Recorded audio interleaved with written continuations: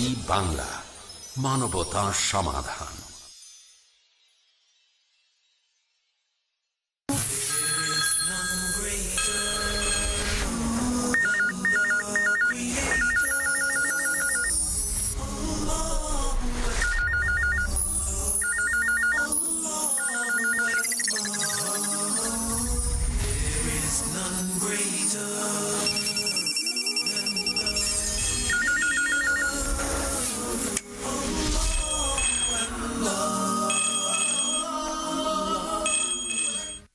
আমি একটা প্রশ্ন করতে চাই যে ধরেন দুইজন যমজ বোন একই রকম, তারা খুব সুন্দরী, দুজনই সমান সুন্দরী।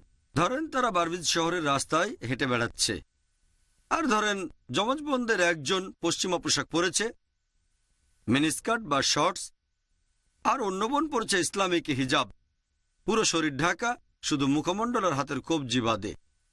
আমি সবাইকে প্রশ্ন করছি, ধরেন এই দুই বোন বারবিজের রাস্তা দিয়ে হেঁটে বেড়াচ্ছে, একজন পরেছে পশ্চিমা পোশাক মিনিস্কার্ট শর্টস আর অন্যজন ইসলামিক হিজাব, আর রাস্তার মোড়ে একটা বখাটে ছেলে শিকারের অপেক্ষায় বসে আছে। আমি আপনাদের প্রশ্ন করছি, সে কোন মেয়েটাকে উত্ত্যক্ত করবে? হিজাব পরা মেয়েটাকে উত্ত্যক্ত করবে, নাকি তাকে উত্ত্যক্ত করবে যে পরেছে মিনিস্কার্ট আর শর্টস? ছেলেটা তাকেই উত্ত্যক্ত করবে যে পরেছে মিনিস্কার্ট বা শর্টস। কোরআন ঠিকই বলেছে, হিজাব পালনের নিয়ম করা হয়েছে যাতে মহিলাদের উত্ত্যক্ত করা না হয়। আর তারপরে একজন পুরুষ কোনো মহিলাকে ধর্ষণ করলে ইসলামিক শরিয়া বলছে তার শাস্তি মৃত্যুদণ্ড, ডেথ পেনাল্টি। অমুসলিমরা হয়তো বলবে মৃত্যুদণ্ড এই একবিংশ শতাব্দীতে? ইসলাম একটা বর্বর ধর্ম, এটা একটা নিষ্ঠুর আইন। আর অনেকে হয়তো জানেন FBI এর একটা পরিসংখ্যান অনুযায়ী শুধুমাত্র 1990 সালে 1,02,552টা ধর্ষণের কেস রিপোর্ট করা হয়েছে। সেখানে বলা আছে মাত্র 16% রিপোর্ট করা হয়েছে। যদি পুরো সংখ্যাটা জানতে চান তাহলে এটাকে 6.2 দিয়ে গুণ করলেই পাবেন। 6,40,968টা ধর্ষণের ঘটনা ঘটেছে। এটা শুধুমাত্র 1990 সালে। যদি সংখ্যাটাকে আপনারা 365 দিয়ে ভাগ করেন তাহলে সে সংখ্যাটা পাবেন 1,756টি ধর্ষণের ঘটনা প্রত্যেক দিন, আর এটা শুধুমাত্র 1990 সালে।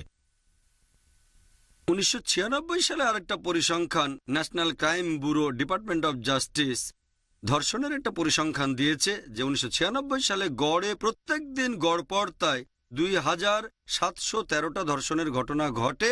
তার মানে গড়ে প্রতি 32 সেকেন্ডে একজন মহিলা ধর্ষিত হচ্ছে। আর আপনারা যদি FBI এর পরিসংখ্যানটা পড়ে দেখেন 1990 সালের, সেখানে আরো বলা হয়েছে যে রিপোর্ট করা কেসগুলোর মধ্যে মাত্র 10% অ্যারেস্ট হয়েছিল। 16% রিপোর্ট করা হয়েছে, অ্যারেস্ট হয়েছে এই 16%-এর 10%। তার মানে 1.6% ধর্ষক অ্যারেস্ট হয়েছে। যারা অ্যারেস্ট হয় তাদের 50% বিচার শুরুর আগে মুক্তি পেয়ে যায়, মাত্র 0.8% লোকের কোর্টে বিচার হয়। তার মানে একজন পুরুষ যদি 125 জন মহিলাকে ধর্ষণ করে, সে যে শাস্তি পাবে সেটার সম্ভাবনা হচ্ছে মাত্র একবার। জুয়াটা তো বেশ ভালোই, কেউ চেষ্টা করে দেখবেন। আর পরিসংখ্যানটা আরো বলছে যেসব লোকের বিচার করা হয় তাদের মধ্যে অর্ধেকের শাস্তি হয় 1 বছরের কম কারাদণ্ড। আমেরিকার আইন বলছে ধর্ষণ করলে 7 বছরের জেল হবে। জাজ বলছে ও এটা তো প্রথমবার, তাই না, প্রথমবার করেছে, একটু নরম হই, তারপর কারাদণ্ড দেওয়া হয় 1 বছরের কম। 125টা ধর্ষণের পর একবার ধরা পড়ছে, জাজ বলছে এটা তো প্রথমবার করেছে, এবারের মতো ওকে কম শাস্তি দিই। আমি একটা প্রশ্ন করছি, যদি আমেরিকায় ইসলামিক শরিয়া চালু করা হয় যে ধরেন কোনো পুরুষ মহিলার দিকে তাকালে দৃষ্টি সংযত করে যদি খারাপ চিন্তা আসে, আর এরপরে মহিলারা পরে থাকে ইসলামিক হিজাব, পুরো শরীর ঢাকা, শুধু মুখমণ্ডল আর হাতের কবজি বাদে, এরপরেও যদি কোনো লোক ধর্ষণ করে তাকে মৃত্যুদণ্ড দেওয়া হবে। আমি আপনাদের প্রশ্ন করছি, আমেরিকায় ধর্ষণের যে হার সেটা কি বেড়ে যাবে? সেটা কি একই রকম থাকবে নাকি কমে যাবে? স্বাভাবিকভাবে কমে যাবে।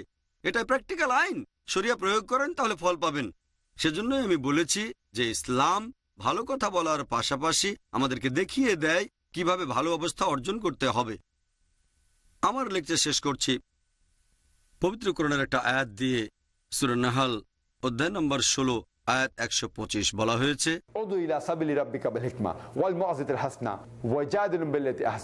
মানুষকে তোমার প্রতিপালকের পথে আহ্বান করো হিকমত ও সদুপদেশ দ্বারা, তাদের সাথে তর্ক করো, তাদের যুক্তি দেখাও সবচেয়ে উত্তম ও গ্রহণযোগ্য পন্থায়। ওয়া আখির দাওয়ানা আলহামদুলিল্লাহি রাব্বিল আলামিন। আপনাকে অনেক ধন্যবাদ ডক্টর জাকির নায়েক।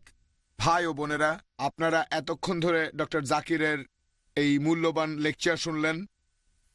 ইনশাল্লাহ আর কিছুক্ষণের মধ্যেই আমরা টেলিফোন লাইনগুলো চালু করব। আপনারা ফোনের মাধ্যমে প্রশ্ন করতে পারবেন।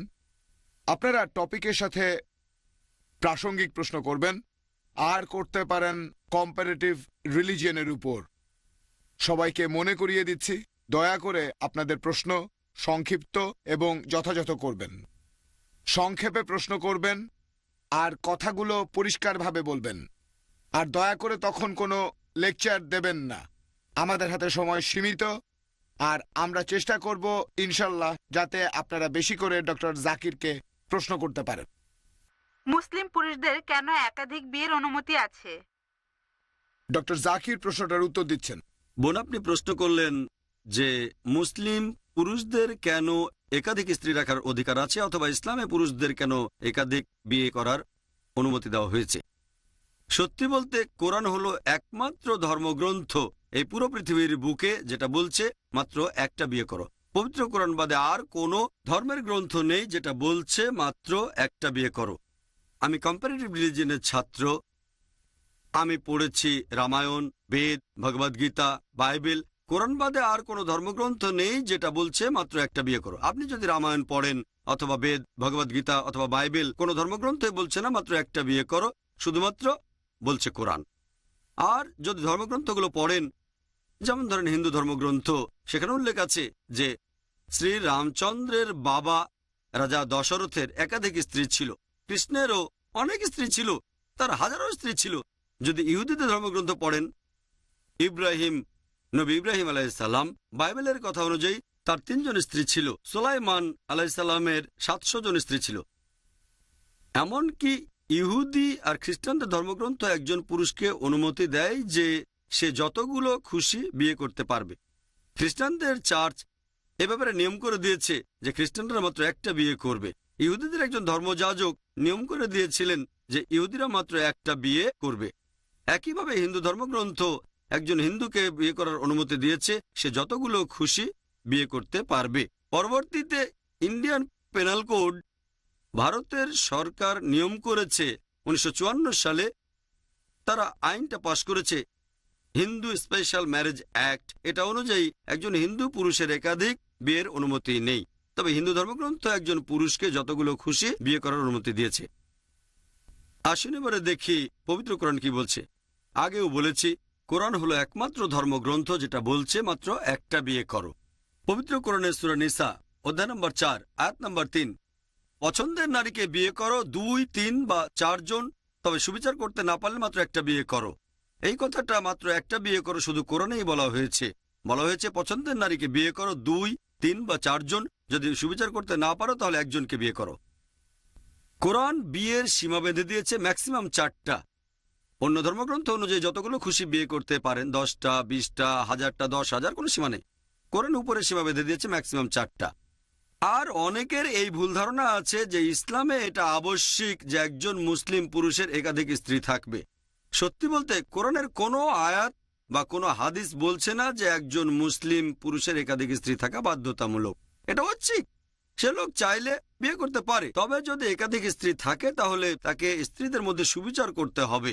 পবিত্র কোরআন বলছে সূরা নিসা অধ্যায় নম্বর 4 অনুচ্ছেদ 129, একজন পুরুষের জন্য স্ত্রীদের প্রতি সমান ব্যবহার করা কঠিন, তবে তাদের দিকে থেকে একেবারে মুখ ফিরিয়ে নেবে না। তার মানে পবিত্র কোরআন বলছে যে স্ত্রীদের সাথে সমান ব্যবহার করা খুবই কঠিন, সমান ভালোবাসা ইত্যাদি। তবে যতখানি সম্ভব হয় তাদের সাথে সুবিচার করবে যদি তুমি একাধিক মহিলাকে বিয়ে করো। যদি সুবিচার করতে না পারো তাহলে একটার বেশি বিয়ে করতে পারবে না। এবারে আসুন আমরা দেখি যে ইসলাম ধর্ম কোন কারণে একজন মুসলিম পুরুষকে একাধিক বিয়ে করার অনুমতি দিয়েছে। প্রাকৃতিকভাবে ছেলে আর মেয়ে শিশু সমান অনুপাতে জন্মায়, কিন্তু যদি কোনো ডাক্তারকে জিজ্ঞেস করেন, শিশু বিশেষজ্ঞকে, তিনি আপনাকে বলবেন যে মেডিকেল সায়েন্স অনুযায়ী মেয়ে শিশুরা ছেলেদের চেয়ে বেশি শক্তিশালী হয়ে থাকে। একটা মেয়ে শিশু একটা ছেলে শিশুর চেয়ে অনেক ভালোভাবে বিভিন্ন রোগ জীবাণুর আক্রমণ প্রতিহত করতে পারে। সেজন্য দেখা যায় শিশু অবস্থায় মেয়েদের চেয়ে ছেলে শিশুরা বেশি মারা যায়। শিশু আর কিশোর বয়সে ছেলের চেয়ে মেয়েদের সংখ্যা বেশি থাকে। তারপর তারা বড় হয়, লোকজন মারা যায় বিভিন্ন অ্যাক্সিডেন্টে, ধূমপান করার কারণে, যুদ্ধের কারণে। এখানেও মহিলার চেয়ে পুরুষরা বেশি মারা যায়। বর্তমানের পৃথিবীতেও পুরুষের চেয়ে মহিলাদের সংখ্যা অনেক বেশি। ভারতের মতো কিছু দেশ আছে যেখানে মহিলার চেয়ে পুরুষের সংখ্যা বেশি, আর এর কারণটা হচ্ছে মেয়ে শিশু আর ভ্রূণ হত্যা করা। বিবিসির একটা রিপোর্ট অনুযায়ী এটা বলছে প্রতিদিন শুধুমাত্র ভারতে ৩,০০০-এরও বেশি মহিলার গর্ভপাত ঘটানো হয়ে থাকে যখন জানতে পারে গর্ভের সন্তানটা মেয়ে। তার মানে প্রতি বছর ১০ লাখেরও বেশি ভ্রূণ হত্যা করা হচ্ছে। আর তামিলনাড়ুর সরকারি হাসপাতালের রিপোর্ট অনুযায়ী ১০ জন জীবিত মেয়ে সন্তানের মধ্যে ৪ জনকে মেরে ফেলা হয়। যদি মেয়ে শিশু আর ভ্রূণ হত্যা করার মতো অশুভ কাজটা বন্ধ করা হয়, তাহলে এমনকি ভারতেও মহিলাদের সংখ্যা পুরুষের চেয়ে অনেক বেশি বেড়ে যাবে। যদি পৃথিবীর অন্যান্য দেশের জনসংখ্যাটা একটু ভালো করে দেখেন, শুধুমাত্র আমেরিকাতেই পুরুষের চেয়ে মহিলার সংখ্যা ৭৮ লক্ষ বেশি। শুধুমাত্র নিউ ইয়র্কে ১০ লক্ষ মহিলা বেশি আছে পুরুষের চেয়ে। আর পরিসংখ্যান বলছে যে নিউ ইয়র্কের জনসংখ্যার ১/৩ হচ্ছে সমকামী। তারা সডোমাইট, তারা কওমে লূত, তারা স্ত্রী হিসেবে মহিলাদের পছন্দ করে না। শুধুমাত্র আমেরিকাতে রয়েছে ২.৫ কোটি সমকামী। শুধুমাত্র ইউকেতে ৪০ লক্ষ মহিলা বেশি আছে পুরুষের চেয়ে। শুধুমাত্র জার্মানিতে ৫০ লক্ষ মহিলা বেশি আছে পুরুষের চেয়ে। শুধুমাত্র রাশিয়ায় ৯০ লক্ষ মহিলা বেশি আছে পুরুষের চেয়ে। আর একমাত্র আল্লাহ জানেন পুরো পৃথিবী জুড়ে পুরুষদের তুলনায় মহিলা কত বেশি আছে, আল্লাহ মালুম। এখন ধরেন আমি মানলাম অমুসলিমদের ফিলোসফিটা যে একজন পুরুষ শুধুমাত্র একজন মহিলাকেই বিয়ে করবে। আর ধরেন আমার বোন সে বাস করে আমেরিকায়, অথবা ধরেন আপনার বোন আমেরিকায় বাস করে, আর মনে করেন সব পুরুষের বিয়ে হয়ে গেছে, প্রত্যেক পুরুষ একজন করে মহিলাকে বিয়ে করেছে। তারপরও লাখ লাখ মহিলা থাকবে যারা কোনো স্বামী খুঁজে পাবে না। আর আমার বোন অথবা আপনার বোন ধরেন সে হলো এই মহিলাদের মধ্যে একজন, সে কোনো স্বামী খুঁজে পায়নি। তার জন্য তখন যে পথটা খোলা থাকে সেটা হয় এমন পুরুষকে বিয়ে করবে যার স্ত্রী আগে থেকে আছে, অথবা সে জনগণের সম্পত্তি হবে। অনেক লোক হয়তো আমাকে বলবে, ভাই জাকির, জনগণের সম্পত্তি এত কঠিন শব্দ। আমি বলবো এটাই আমার জানা মতে সবচেয়ে ভদ্র ভাষা, এর চেয়ে ভদ্র ভাষায় বলতে পারবো না। আর কোনো পথ নেই, হয় এমন পুরুষকে বিয়ে করবে যার আগে স্ত্রী আছে, অথবা হবেন জনগণের সম্পত্তি। আর বিশ্বাস করেন একজন ভদ্র মহিলা অবশ্যই প্রথম পথটাই বেছে নেবেন, এমন পুরুষকে বিয়ে করবেন যার স্ত্রী আছে, তারা জনগণের সম্পত্তি হবেন না। আশা করি উত্তরটা পেয়েছেন। ধন্যবাদ ভাই জাকির।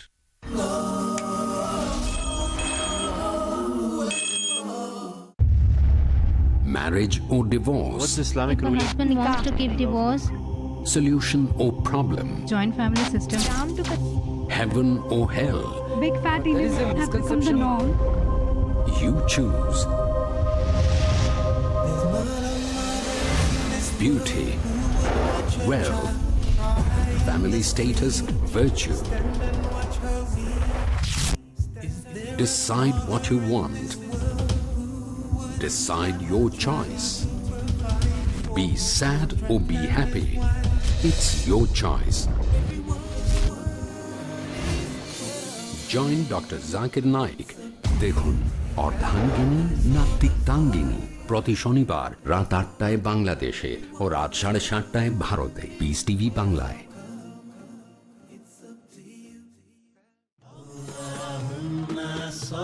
নবীজি মুহাম্মদ সাল্লাল্লাহু আলাইহি ওয়াসাল্লামের মণিমুক্তা।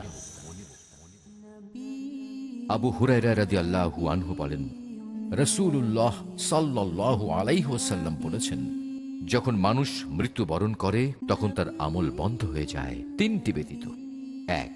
সাদাকায়ে জারিয়া, ২. ইলম যার দ্বারা উপকার সাধিত হয়, এবং ৩. নেক সন্তান যে তার জন্য দোয়া করে। সহিহ মুসলিম ৩য় খণ্ড ওসিয়ত অধ্যায়, হাদিস সংখ্যা 4005।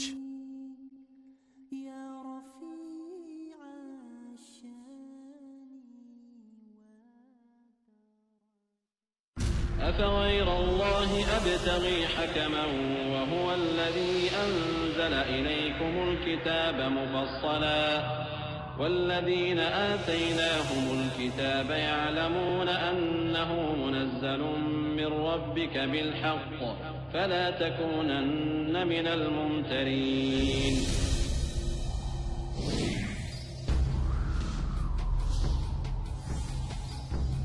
আল কোরআন মহান আল্লাহর পক্ষ থেকে মহানবীর প্রতি নাযিলকৃত সর্বশ্রেষ্ঠ বাণী।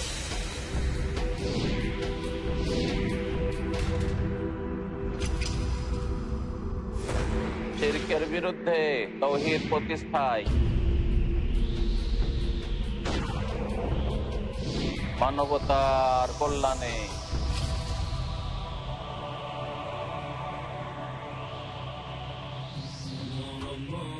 কত কার্যকরীভাবে কোরআন থেকে হিদায়াত নিয়ে কোটি কোটি মানুষের জীবন হলো আলোকিত। দেখুন আল কোরআনের আলো পরবর্তী অনুষ্ঠান পিস টিভি বাংলায়।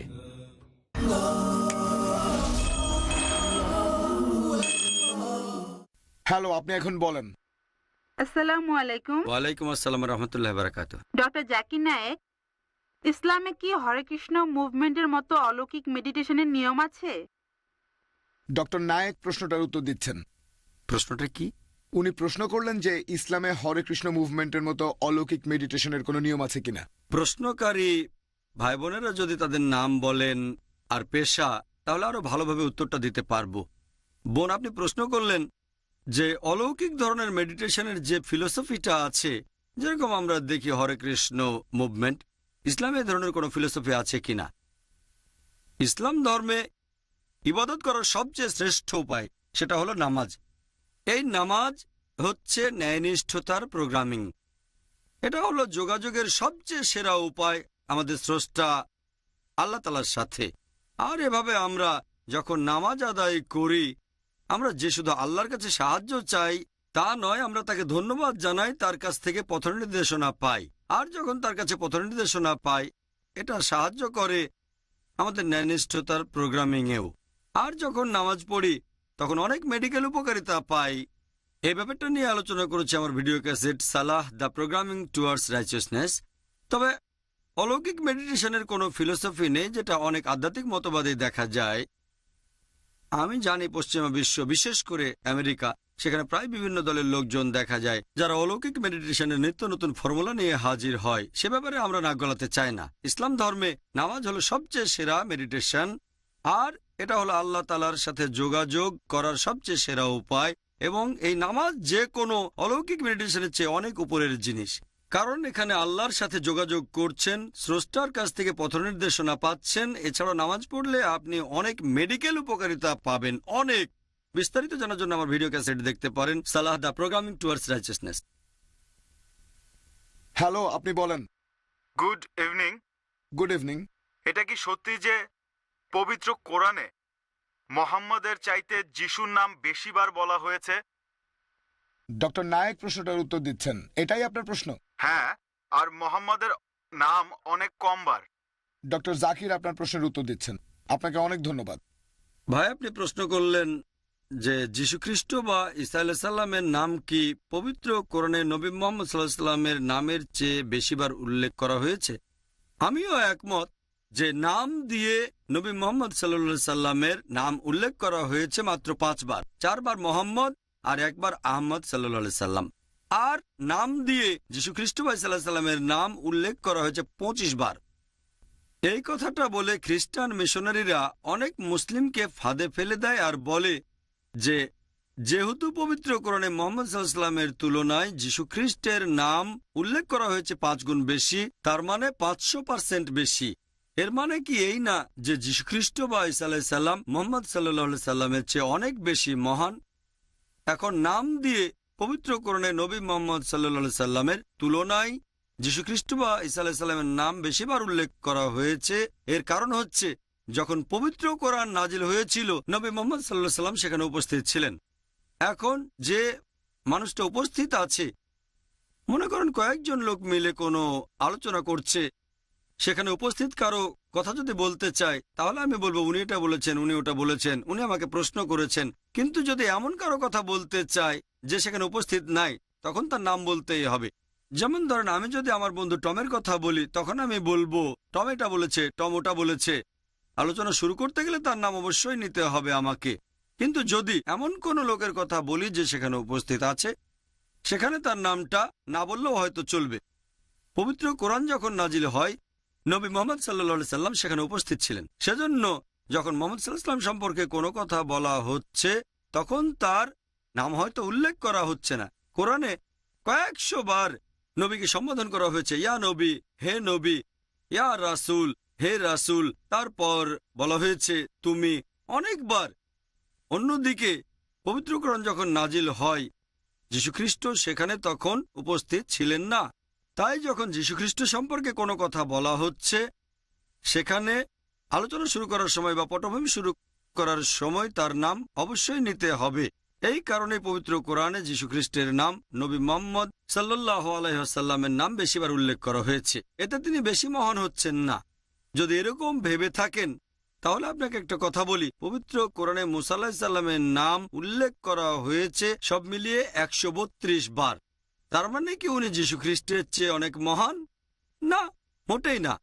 যীশুখ্রিস্টের কথা পবিত্র কোরআনে বলা হয়েছে মোট 25 বার। মুসা আলাইহিস সালামের কথা পবিত্র কোরআনে আরো বেশি বার বলা হয়েছে। এই কারণেই যীশুখ্রিস্টের চেয়ে মুসা আলাইহিস সালামের নাম বেশিবার উল্লেখ করা হয়েছে। কিন্তু কোরআন স্পষ্ট করে বলছে যে আমাদের সাধারণ মানুষদের কথা যদি বলি, যতজন নবী রাসূল আল্লাহ তাআলা পাঠিয়েছেন আমরা তাদের সবাইকে সমানভাবে সম্মান করব। আশা করি উত্তরটা পেয়েছেন। হ্যালো, আপনি বলেন। আমি ডক্টর জাকিরের কাছে একটা প্রশ্ন করতে চাই। হ্যাঁ, বলেন। পবিত্র কোরআনে মোহাম্মদ কি কোনো কাজের জন্য ক্ষমা প্রার্থনা করেছেন? আর বাইবেলে যীশু খ্রিস্ট কি কোনো কাজের জন্য ক্ষমা প্রার্থনা করেছেন? যদি যীশু না করেন আর মোহাম্মদ করে থাকেন, তাহলে আপনি কি বলতে পারবেন মোহাম্মদ কেন যীশুর চাইতে মহান হবে? ডক্টর জাকির আপনার প্রশ্নের উত্তর দিচ্ছেন। ঠিক আছে, ধন্যবাদ। অনুরোধ করেছিলাম প্রশ্ন করার সময় আপনাদের নাম আর পেশাটা বলবেন, তাহলে আরো ভালোভাবে উত্তর দিতে পারবো। ভাই, আপনি প্রশ্ন করলেন যে পবিত্র কোরআনের কোন জায়গায় কি নবী মুহাম্মদ সাল্লাল্লাহু আলাইহি সাল্লাম আল্লাহর কাছে ক্ষমা প্রার্থনা করেছেন? আর পবিত্র বাইবেলের কোন জায়গায় কি যীশুখ্রিস্ট ঈশ্বরের কাছে ক্ষমা প্রার্থনা করেছিলেন কিনা? আর এভাবে কি বলা যায় যে ক্ষমা প্রার্থনার উপর ভিত্তি করে এটা বলা যায় কিনা যে কে মহান? আপনার প্রশ্নের প্রথম অংশের ব্যাপারে বলি, হ্যাঁ, নবী মুহাম্মদ সাল্লাল্লাহু আলাইহি সাল্লাম অনেকবারই আল্লাহ সুবহানাহু ওয়া তাআলার কাছে ক্ষমা প্রার্থনা করেছেন, মহান ঈশ্বরের কাছে।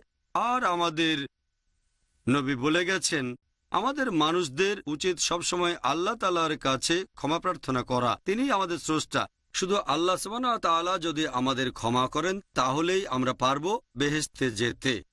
এবার যীশুখ্রিস্টের ব্যাপারে বলি, হ্যাঁ, বাইবেলে এই কথা অনেকবার বলা হয়েছে যে যীশুখ্রিস্ট ঈসা আলাইহিস সালাম প্রভুর কাছে প্রার্থনা করেছেন। প্রার্থনা তিনি অনেকবার করেছেন। তিনি বলেছেন আর প্রার্থনা করেছেন, তুমি সবসময় আমার কথা শোনো, এই পেয়ালাটা আমার কাছ থেকে নিয়ে যাও। আর ক্রুশবিদ্ধ অবস্থায় তিনি বলেছিলেন, হে ঈশ্বর, হে ঈশ্বর, কেন তুমি আমাকে ত্যাগ করলে? আর বাইবেলে এরকম অনেক অনুচ্ছেদ আছে যীশুখ্রিস্ট ঈসা আলাইহিস সালাম ঈশ্বরের কাছে প্রার্থনা করেছেন। এখানে একটা ব্যাপার মাথায় রাখবেন যে একজন লোক ক্ষমা প্রার্থনা না করলেই সে বেশি মহান হয়ে যায় না। আমরা জানি এখনকার সমাজে অনেক ধর্ষক আছে, অনেক স্মাগলার আছে, অনেক বদমাশ গুন্ডারা আছে, তারা কখনো ক্ষমা চায় না। তার মানে কি এই লোকগুলো সবাই যীশুখ্রিস্ট আর নবী মুহাম্মদ সাল্লাল্লাহু আলাইহি ওয়াসাল্লামের চেয়ে মহান? একজন লোক ক্ষমা প্রার্থনা করছে না, এতে মহান হয়ে যায় না। মহত্বটা হলো সেখানে যে মানুষটা মহান, তারপরও ক্ষমা প্রার্থনা তিনি করছেন। আশা করি উত্তরটা পেয়েছেন। ধন্যবাদ ডক্টর জাকির। ভাই ও বোনেরা, ডক্টর জাকির অনুরোধ করেছেন প্রশ্ন করার সময় আপনারা নাম আর পেশাটা বলবেন, তাহলে উনি আরো ভালো করে প্রশ্নের উত্তর দিতে পারবেন। আমাদের কাছে চিঠিতে লেখা অনেকগুলো প্রশ্ন এসেছে, তবে ফোন কলের উপরেই বেশি গুরুত্ব দেব। আমরা জানি আপনারা ফোনে প্রায় প্রতিদিনই প্রশ্ন করে থাকেন। হ্যালো, আপনি বলেন। আসসালামু আলাইকুম। ওয়ালাইকুম আসসালাম। আমার নাম রুয়েইডা। আপনার কাছে আমার প্রশ্ন, আমরা মুসলিমরা কেন ফটো তুলতে পারবো না? মুসলিমরা ফটো রাখতে পারবে না, ফুল রাখতে পারবে না তাদের ঘরে? প্লিজ প্রশ্নটা আরেকবার বলেন। মুসলিমরা কেন ফটো তুলতে পারবে না আর ফুল? প্রশ্ন এটাই। ডক্টর জাকির এবার উত্তর দিচ্ছেন। হ্যাঁ, ধন্যবাদ। বোন, আপনি প্রশ্ন করলেন যে মুসলিমরা কেন ফটো তুলতে পারে না। এটা একটা হাদিস উল্লেখ আছে সহিহ বুখারীতে যে যদি কেউ কোনো ছবি আঁকে, আল্লাহ তাআলা রোজ কিয়ামতের দিন বলবেন তাকে ওই ছবিতে জীবন দিতে। এখন একজন মানুষের পক্ষে তো ছবিতে জীবন দেওয়া সম্ভব না। এই হাদিসটা বলছে আসলে হাতে আঁকা ছবি আর ভাস্কর্যের কথা। কিছু বিশেষজ্ঞ বলেন যে এর মধ্যে ফটোগ্রাফও পড়বে। তবে পরে যখন ফটোগ্রাফি সম্পর্কে বিস্তারিত জানতে পারলাম, এই হাদিসটা ফটোগ্রাফের কথা বলছে না। কারণ ফটোগ্রাফি হলো আসলে প্রতিবিম্ব যেটা ধারণ করা হয় কাগজে। ভিডিওগ্রাফিও একই রকম। ভিডিওগ্রাফি এক ধরনের প্রতিবিম্ব যেটা হয়তো ধারণ করা হয় ফিল্মে। নবীর সময়ে কোনো সাহাবী যদি পানিতে প্রতিবিম্ব দেখে চুল আঁচড়াতেন, নবী সাল্লাল্লাহু আলাইহি সাল্লাম তাকে কখনোই বাধা দেননি। তিনি কখনো মুসলিমদের আয়না দেখতে নিষেধ করেননি। তাহলে এভাবে আমরা জানতে পেরেছি যে ফটোগ্রাফি এই ক্যাটাগরিতে পড়ে না, ছবি আঁকার যে ক্যাটাগরিটাকে নিষিদ্ধ করা হয়েছে। এখানে মূলত বলা হচ্ছে হাতে আঁকা ছবি আর ভাস্কর্যের কথা। ফটোগ্রাফি জিনিসটা আসলে নিষিদ্ধ না বোন। তবে এখানে আমাদের এটা দেখতে হবে যে কোন উদ্দেশ্যে সেটা ব্যবহার করছি। এখন যদি আমাকে জিজ্ঞেস করেন ছুরি জিনিসটা ভালো না খারাপ, যদি ছুরি দিয়ে শাকসবজি কাটা হয় তাহলে ভালো, যদি ডাকাতির জন্য ব্যবহার করা হয় তাহলে খারাপ। একইভাবে ফটোগ্রাফির ব্যাপারেও যদি ফটোগ্রাফি ব্যবহার করেন কোনো ভালো উদ্দেশ্যে তাহলে অবশ্য অনুমতি আছে। তবে যদি ফটো ব্যবহার করেন খারাপ উদ্দেশ্যে, যেমন পর্নোগ্রাফি, অশ্লীলতা ইত্যাদি, তাহলে ইসলামে এটা নিষিদ্ধ। আশা করি উত্তরটা পেয়েছেন।